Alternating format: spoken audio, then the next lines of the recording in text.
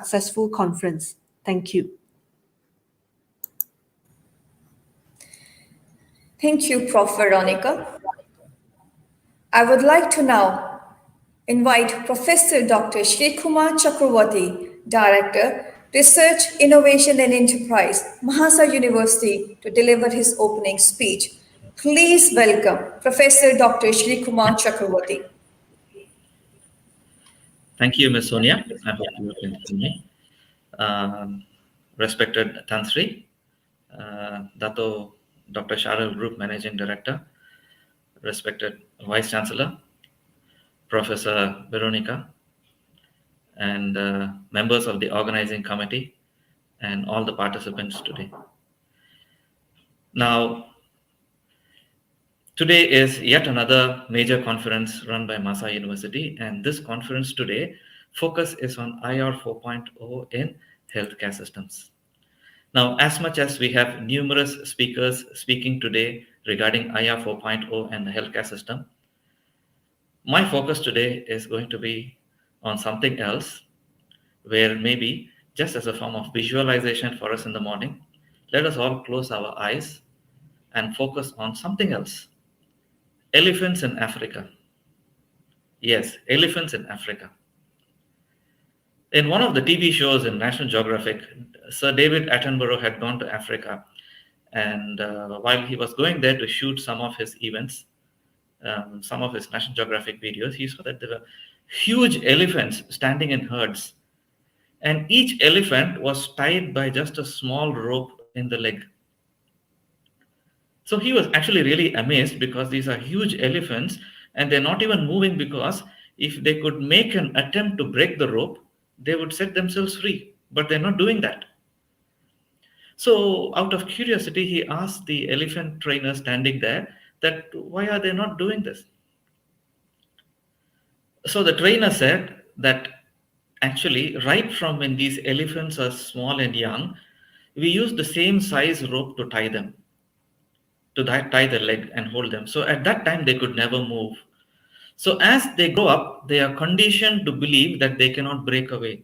So as much as they can break away now, it's very easy. They do not, because their mind is conditioned to believe that they cannot break away. Well, the same thing is with the human mind. As much as our human brain consists of about 1 billion neurons, which is 1 trillion connections, we call it synapses, which is about 1 million, when you translate it to gigabytes, 1 million gigabytes. As much as we have so much of thought in our brain, our mind gets conditioned just like the elephants. The elephants are denied the freedom of mind because the mind gets conditioned that they cannot break the rope. They are tuned to that thought. The same thing, when our mind receives some information about IR 4.0, the first thing that we are tuned to is that all media says IR 4.0 says 800 million jobs will be lost by 2030. By 2022, 30 to 50% of the workforce will be lost. And all these are reports. The World Economic Forum in 2020 said that many of us would lose our jobs. So our natural response is a response to media, because media is what we see every time. We always have our mobile phones.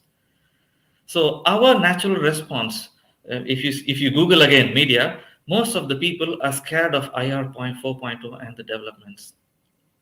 I mean, that is because our mind is conditioned that when this comes, we lose our jobs.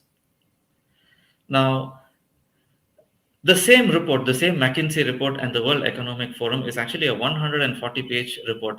As much as they begin by saying that artificial intelligence and automation is the word of the future, and we would lose about 800 million workforce, this may sound depressing, but it actually represents a change in the workforce, which means the displaced employees could use their skills to take on more beneficial roles. It is not that people are losing jobs. People are restructuring or rearranging their jobs to make it more productivity enhanced. So we will have new roles. So the same report, it is a 140-page report, which says that out of 50 different fields where jobs could be lost or jobs could be retained, industries with jobs that are least likely to be automated. No? Least likely to be automated are teaching, politics, hospitality, healthcare, and science. Now, in that report, if you click on healthcare, you get a drop down menu: physiotherapy, occupation therapy, speech therapy, healthcare nurses, healthcare services, audiology, and so on. Which means among the jobs that are least likely to be automated are all of you healthcare people, physiotherapists, occupation therapists, and so on, and environmental health. Now, WHO has recognized the 17 Sustainable Development Goals, and that is part of automation already. Climate change, environmental pollution, natural resources, sustainability. So, because of all this, and the same thing with imaging as well, radiology. Now, radiology practices will benefit from AI. So, machines now read and interpret multiple images. So, because the number of images has increased multiple fold. About 20 years ago, we had one X-ray to make a diagnosis. Now we have serial CT scans or serial slices, 50 to 100 slices, to detect even the tiniest of cancers. And all this, to train the machines, we need our people. So what does this mean? In a summary, of course, we will be working with robots, and we need to change our competencies, both basic and advanced computer skills. But the net end of the story is that our staff, our workers in all healthcare will be open to change. There will be greater flexibility, and what was once physically demanding work will now require more flexible responses, problem-based thinking, and critical thinking. So much so that our techniques with working are changing so much that right now we have mobile devices that can track all our lifestyle associated diseases. This again is AI and automation in healthcare. And now there are new contact lenses which can detect glucose levels in the eye. Again, part of healthcare system and allied health as well. So your expertise, those of you who are participating, it could provide app developers and health publishers on various insights into developing strategies in medical apps as well.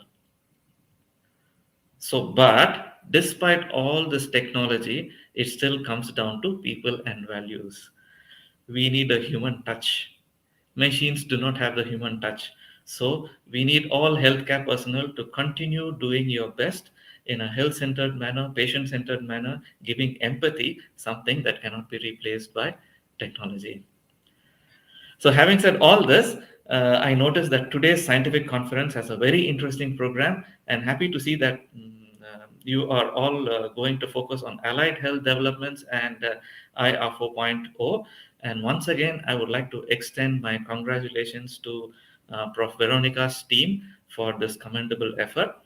And lastly, I would like to thank all the participants for participating in this conference. And let us extend a warm welcome to our local, international visitors and participants. Thank you and have a nice day. Thank you, Professor Dr. Srikumar.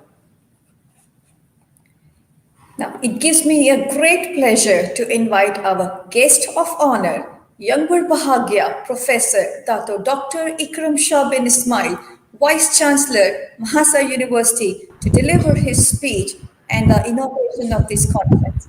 Please welcome Dr. Ikram Shah. Thank you, Sonia. Assalamualaikum and very good morning, everyone. I'm pleased to welcome you to the inaugural MAHSA